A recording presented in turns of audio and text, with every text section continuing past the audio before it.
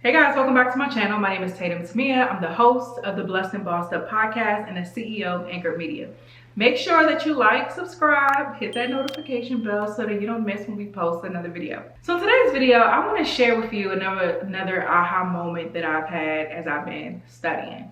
I came across this definition of sin that really just opened up my mind a little bit as far as all of the potential ways we can find ourselves in sin. And so the definition, sin can be defined as trying to solve a legitimate need through illegitimate methods.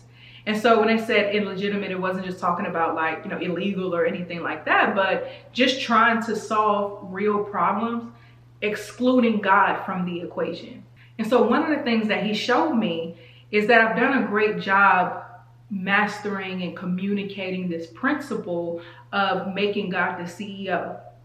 But there's a new level of posture in doing business his way that he's trying to build me up in. So this also goes into the whole revelation of joy that I talked about in another video. But there's just a posture, a demeanor, a calmness, a peacefulness, a certainty, a swag, for lack of a better word, that we should have as individuals who are doing business God's way.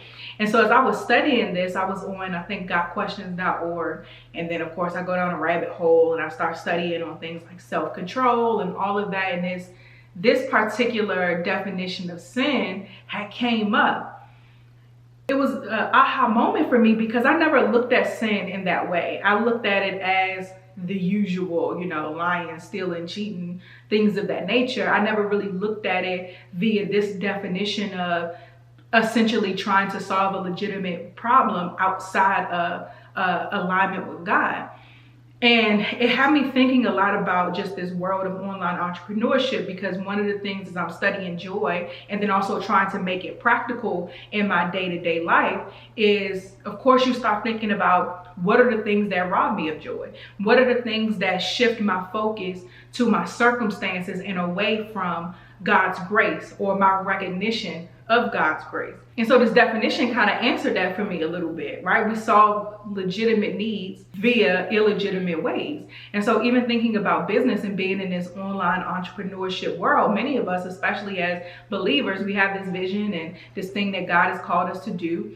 And we have this need in our business to make money, because a business has to make money. So we have this need in our business to make money. We have this need for our businesses to grow. We have this need to get our goals met. And so because we primarily are operating in this online space, which is the devil's playground, okay?